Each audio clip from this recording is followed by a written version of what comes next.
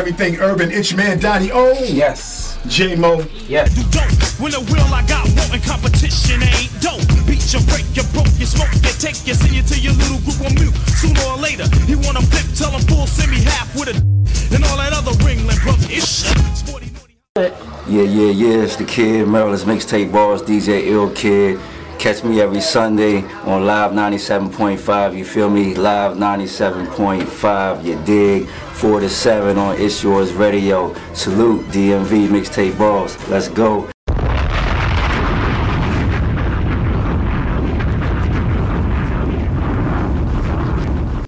It's Yours Radio Live 97.5, everything urban. Breakfast Club in the morning, Ron Banks at night, Donnie O, J-Mo. Yes, indeed, Donnie O. We got a special guest in the house from one of my big homie, Kevin Lyle's label, 300 Entertainment. Who we got in the building, Donnie O? Rocking with us. We have Miss Agnez Mo in the building. All right.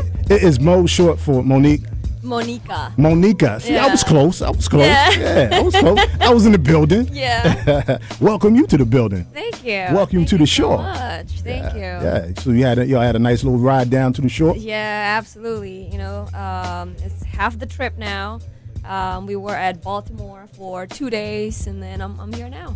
All right. Yeah. Appreciate you for coming through. So let's talk about Agnez Mo.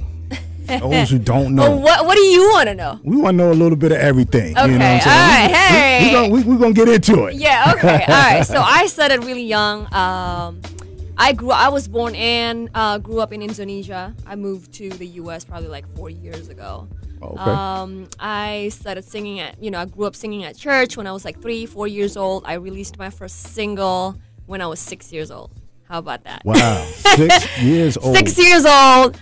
And ever since that, I've just been kind of focusing on what I believe in, my art, my craft. So there you go. Like long story short, I'm signed to 300 right now. My single with Chris is out called Overdose. Been doing it for a while now. Literally, probably most of my life. Yeah, since 6 years old. Exactly. Wow. And you also released 3 children's albums as well? Yeah, absolutely. Talk about that. I'm sure that was like many years ago. Yeah, that was, I don't know, probably like more than 20 years ago. But,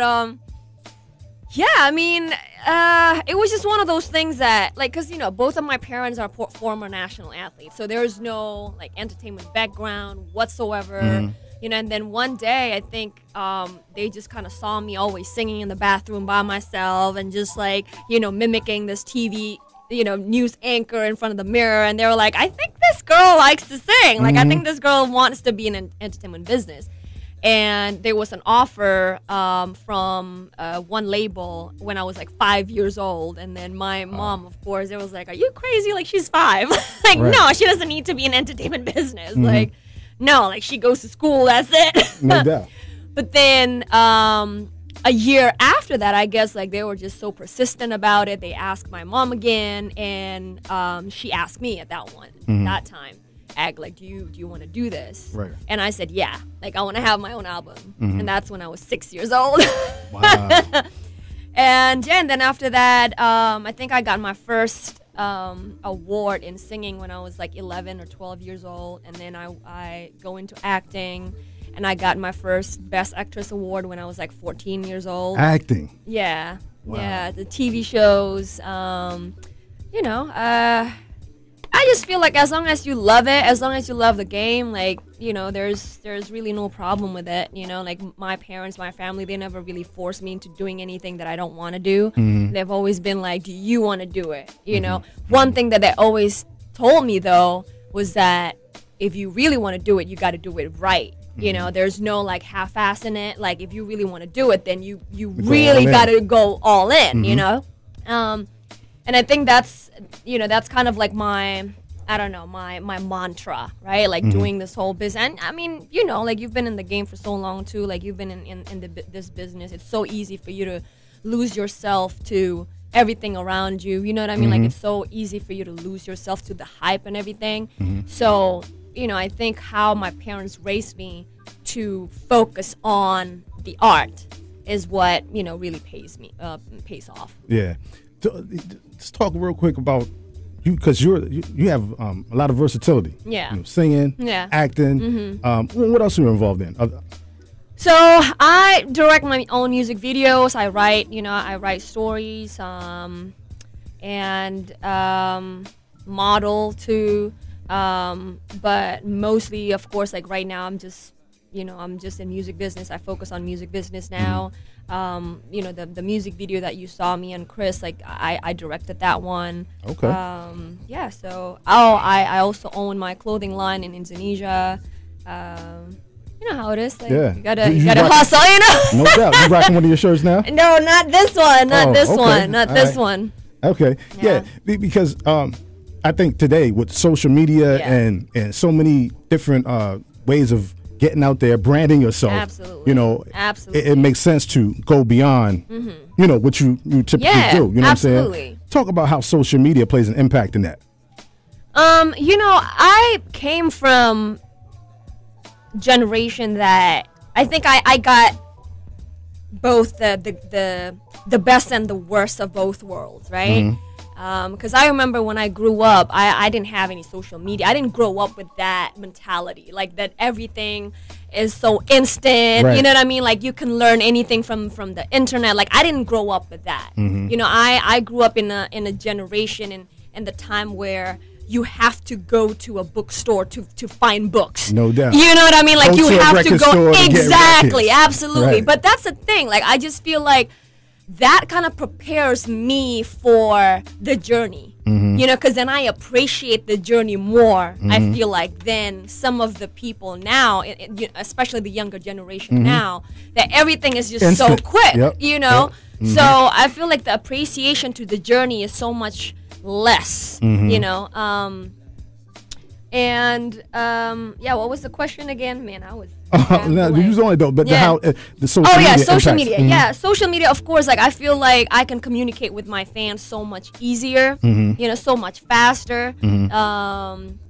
But at the same time, like I always believe that social media is just the vehicle to something, right? Like it's not the art. You know what I mean? Like a lot of people think that social media is real life. Like it's not real life. Right. It's like if you have like followers, but those are not real. Like those are not real fans. You know what I mean? Like, those are not real. Like your friends, your family. They're not your friends. They're not your family. They like you. They might be like your fans. They might like what you post on your Instagram, but I don't know if they really know you like that. No, they don't. And speaking of that, do you ever reply to some of your comments? Because I know it could be. I mean, they come a little crooked sometimes. You want to bang them in the mouth. Absolutely. Because I mean, like I might be Asian. I might look, cute and like harmless, but I can check. But you got them hands, like, though, you know huh? what I mean? So, sometimes I feel like it's better for me to not read those comments. Because I'm like, you know what I mean? I came from the church, like I gotta love and forgive. So it's like, I don't want to read these comments because I'll be saying something that's Make just me gonna be lose my like, religion. oh Lord, forgive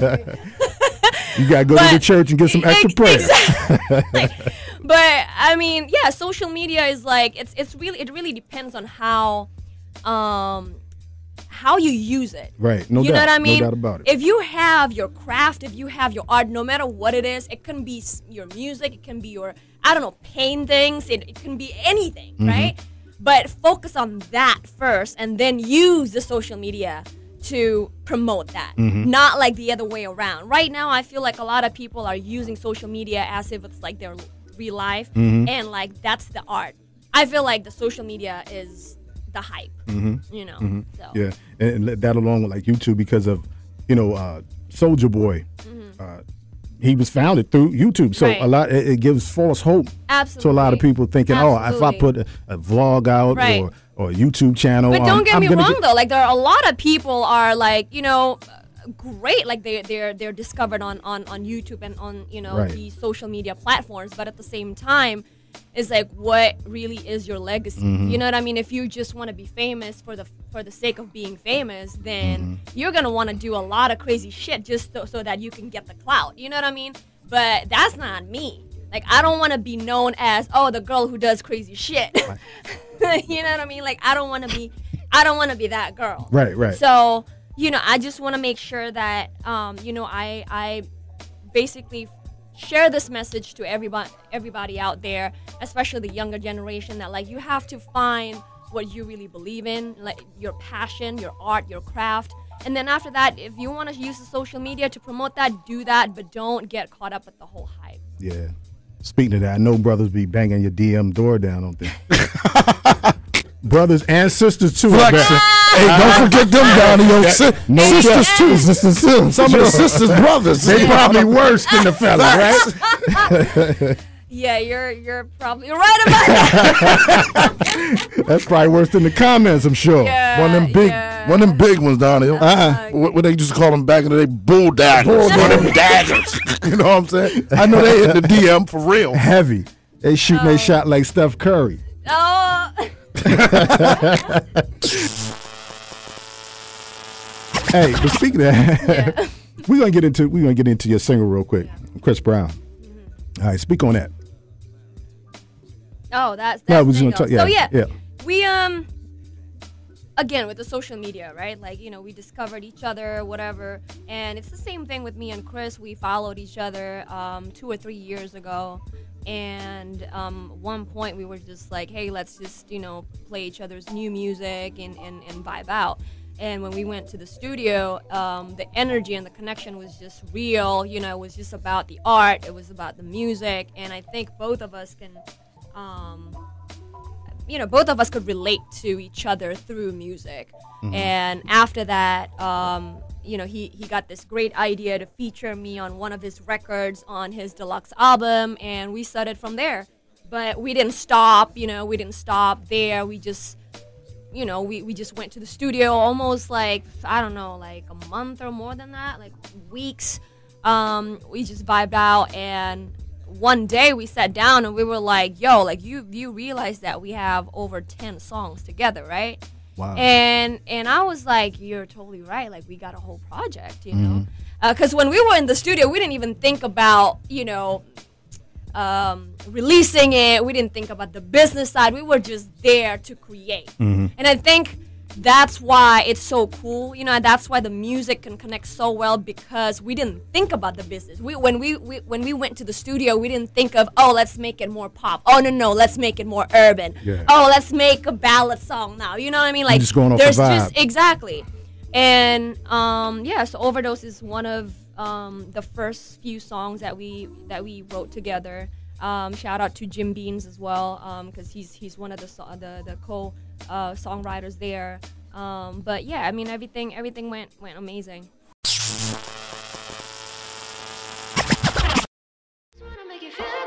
I'ma be a painkiller.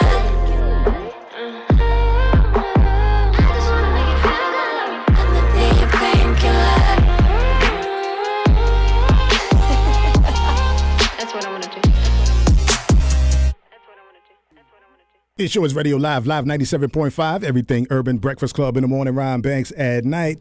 That's Agnez Mo. Agnez Mo, that's real fly. I'm loving that. I'm loving that record. Right. Thank you. I appreciate y'all. Chris Breezy. We got some live listeners. They told me they just YouTube you. They up on that. No doubt. They shouting at you right now from West Virginia, ATL. Let me see, New Jersey, rocking with us. They feeling that. No doubt. Yeah. We also had a couple of questions about Chris Brown. Don't we? We got him on here right now. Yeah. We got some questions about Chris Brown. Hot seat. It's time to go now. You know it was coming, right?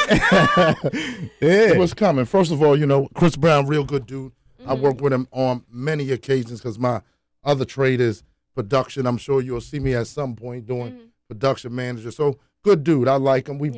I go way back with those guys, So that's where it's at. But we got some questions about Mr. Chris Brown.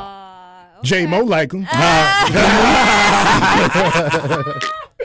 right there. Yeah, I mean, we just connect really well, especially in music. I feel like he's probably one of the most hardworking artists I've ever worked with. And yeah, I mean, right now he's all about positivity and just, want to focus on the music. So I think that's how we connect, Yeah, that's what it is. That's what it is. Mm-hmm. So, talking about your album, Yeah, you digging it, huh? You said your album is coming out sometime next year. Yeah. Okay. Talk about that project. How it's coming along. So basically, before I worked with Chris, I already did like 50 to 60 songs for my own project, and the reason why we didn't release it at that time was because I really wanted to find my identity in music. You know what I mean? Like, I've been doing it for a while, and I've always evolved, you know what I mean? And my sound from like my first album is definitely going to be different from my second album. And we just kind of took the time. I wanted to take the time, for myself to just kind of rediscover myself and kind of surprise me in music. And then I released one album independently. It's called X. And at that time, it was really like a diary of what I was going through at that time. And I was just like, you know what? Let me just release this one real quick. And it gained a lot of, attention. And I think that's when Chris, quote unquote, found me and wanted to work with me. So that album actually went, it was amazing because a lot of people, a lot of producers and songwriters wanted to work with me because they listened to that album. We have one like whole project with Chris done. I have, probably like my own album. Probably we have like 2 albums, at least 2 albums done. So right now it's really about the strategy, and because I'm signed to 300. Shout out to 300. Kevin Lyle is always, a team player. I want to be able to, like we're discussing right now, whether we want to release one single or the whole album, or if maybe just both at the same time, like my single with Chris, another single with Chris and my album. I don't know, but basically, we're pretty much done with everything production-wise. Yeah. But it was great to hear. You sound like Tupac with the work ethic. Oh my God. No doubt. That's what it takes, though. Yeah, that's what it takes. I know Kevin Lyles.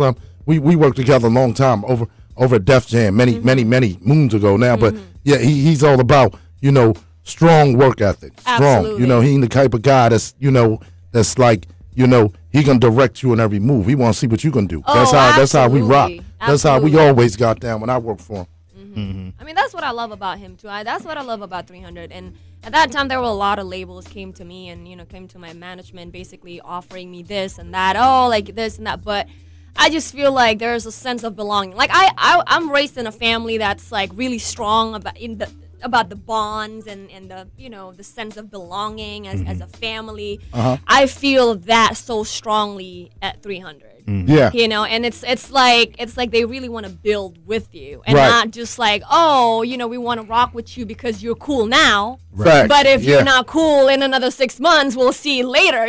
Like they're not like that. At least until now, like that's what I've been, seeing and feeling about 300. So yeah, hopefully we get to work, in such a long term, basically. Yeah. And that's important, not just to having a little flash in the pan, but having artist development. Absolutely. Which is very key. Absolutely. And obviously you've been doing it since 6 years old. Yeah. So you probably developed artistically. Yeah. And versatile as well. Yeah. Yeah. Which is very important. Yeah, absolutely. Yeah. Now, our show, we also cater to a lot of local artists. A lot of local artists, they have music, they put it out there, and I mean they flood the internet with music. Right. But they don't know where to go with it. Yeah. Talk to them real quick about the process, the journey. Let them know it's a process and it's a journey. It's not going to happen overnight. Absolutely. It's a journey. You know what? Like sometimes people think that after you have dope music, that's it. Like unfortunately, that's not how it goes. Right. Right? It's like, okay, like as long as I have a hit record. Well, sometimes it's not going to be a hit record until 5-6 years after you wrote it. Facts. You know what I mean? Like even if it's already like flooding the internet, sometimes it's not gonna get discovered until again like few years after that. Right. But that's just what it is. Like if you really want to focus on the music, if you really doing it for the love of the music, that's not gonna be your focus though. You know what I mean? And again, real recognizes real. You know what I mean? Like people can feel it when it's real, when it's like coming from your heart, like they can feel it.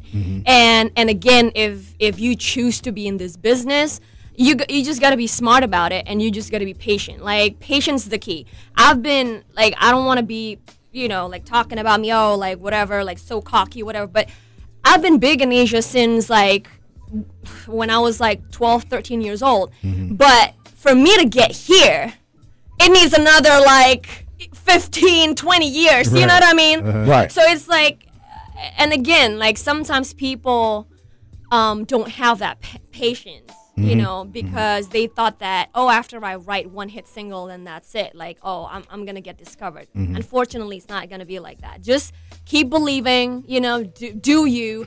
Don't get caught up with the hype, because I feel like the top artists are the ones that can focus on the art. So just focus on your art.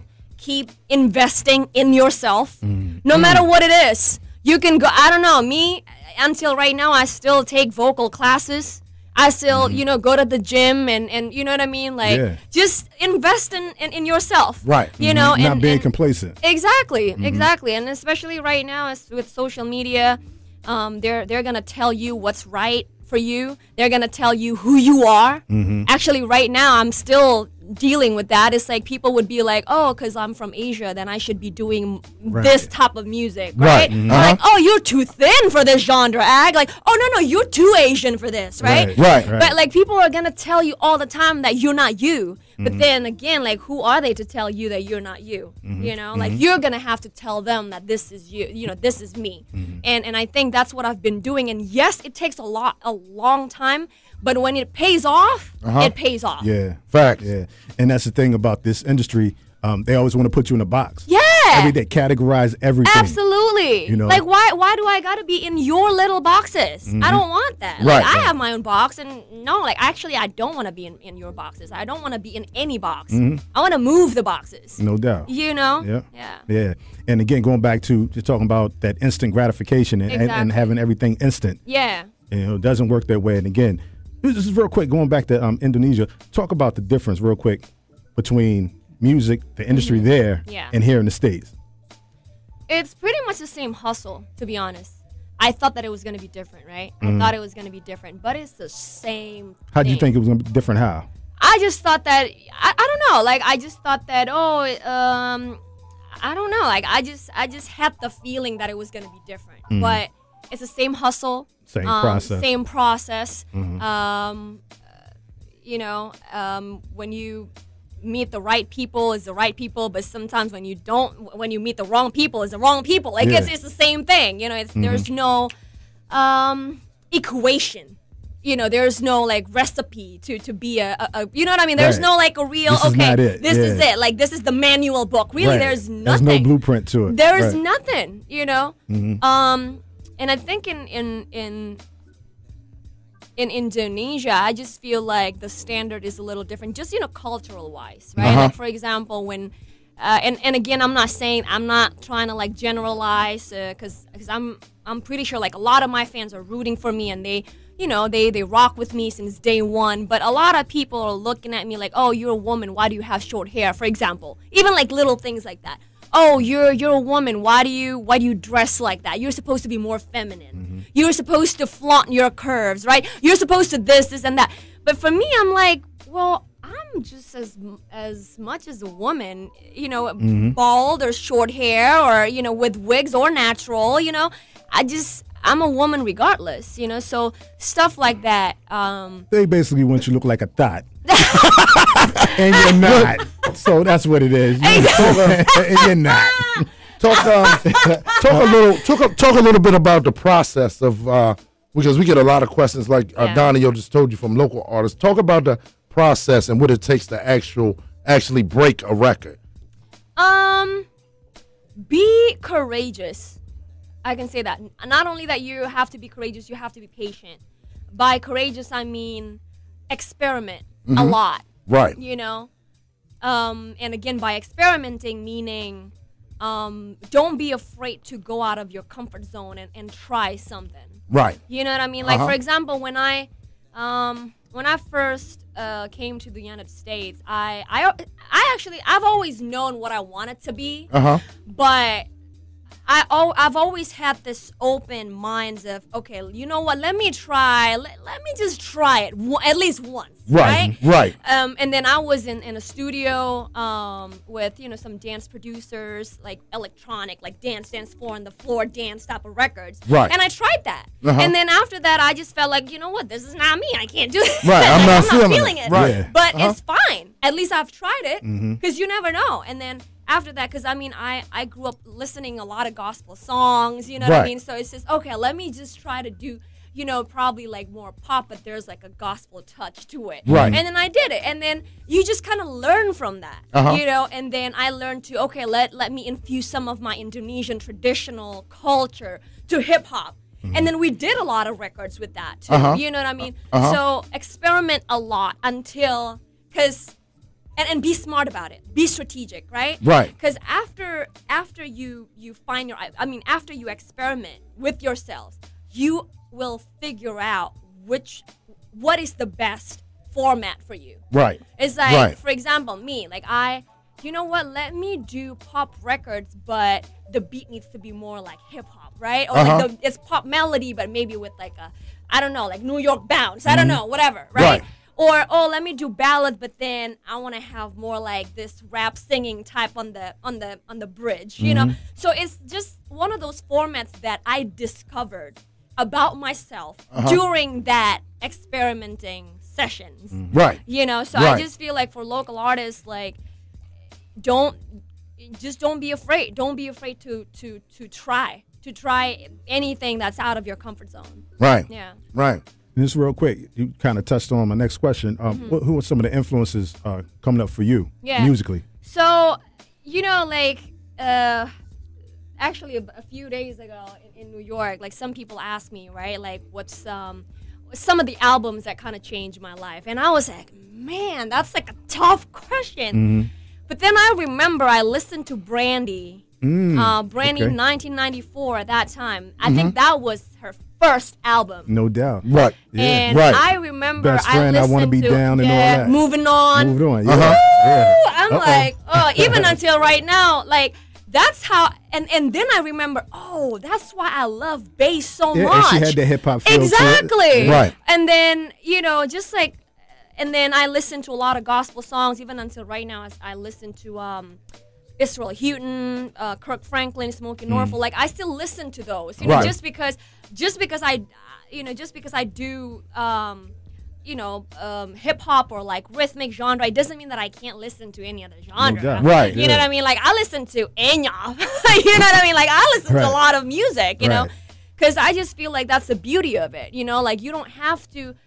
Music is you're a lover of music. Yeah, in general. Right. So it's like when people give me songs, they usually ask me, Ag, what do you want from like the records? Like for example, if they want to send me records or whatever for me to cut or like some beats, what do you want? And I was like, I don't know. Like just send me. Yeah, when you hear it, you'll feel exactly. it. Yeah. Like sometimes it's ballad, sometimes it's pop, sometimes it's dance, sometimes it's hip hop. Like I don't know, but something it can't be. Music needs to be about feeling. That's it. That's right. Feeling that That's vibe. it. It's all about vibe. It can't be like calculated. Right. The calculation is aftermath. Like it's after that.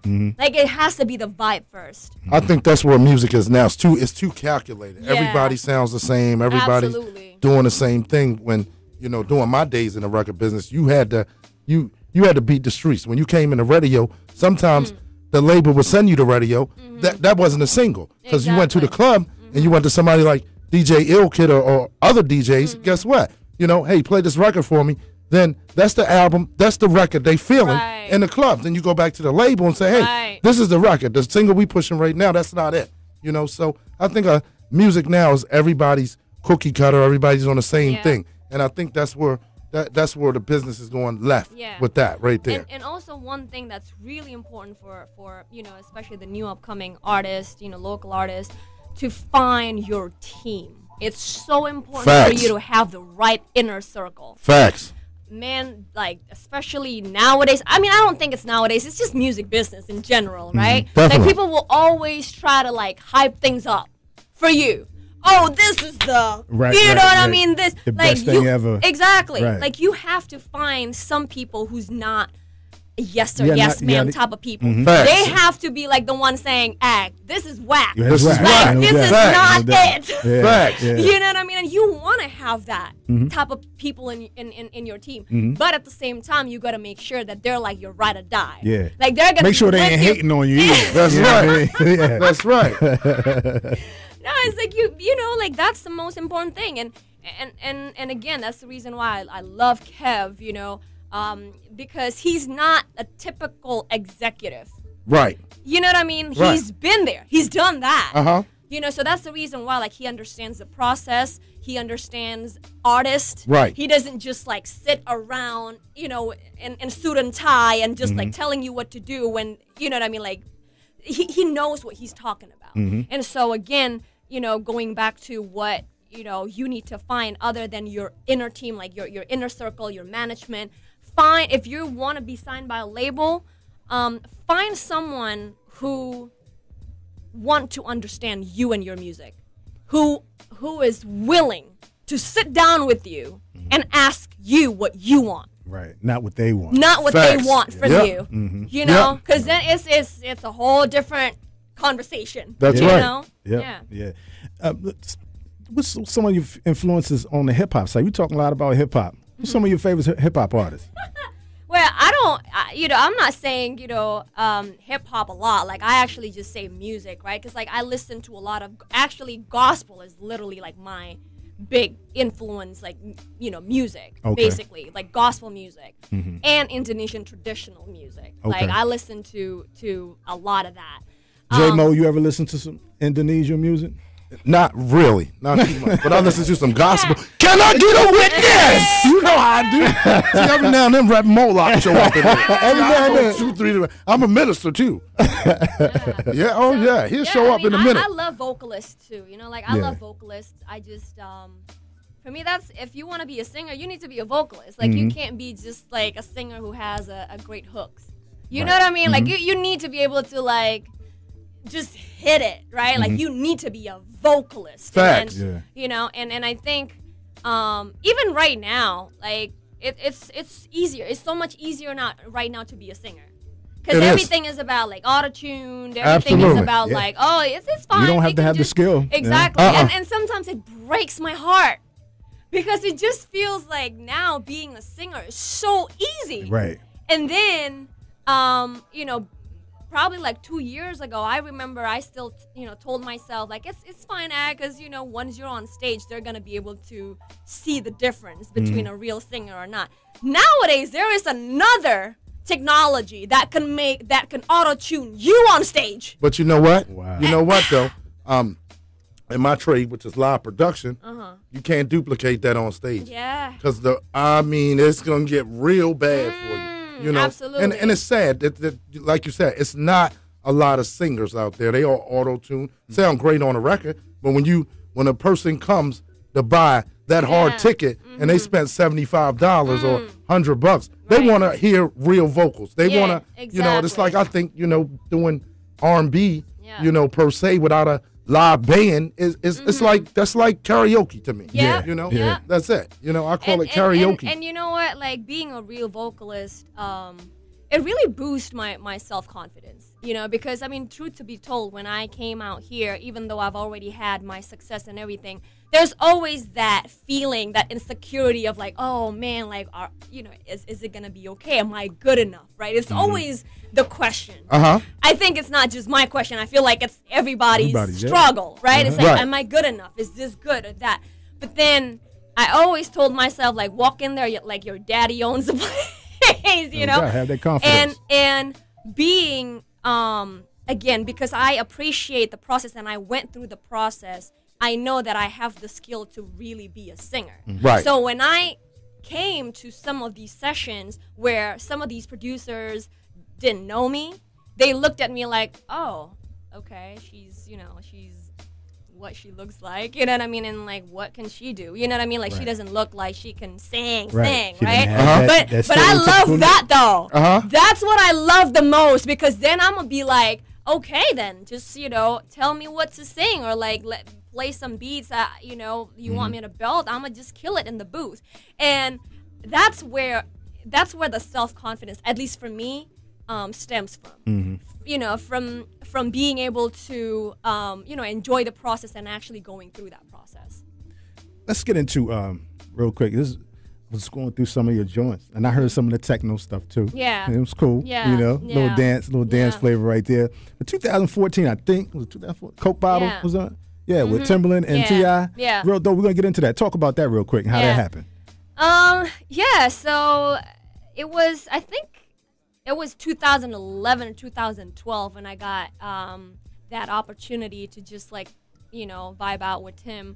I thought it was only going to be 2 days or 3 days, you know, 3-day sessions. And then on the last day, one of his A&R actually came to me and one of my contacts at that time. He was like, yo, like, whatever Agnez was doing, like, keep doing it, you know, whatever it is, like, keep doing it, because Tim just told me that he wants to produce a whole album.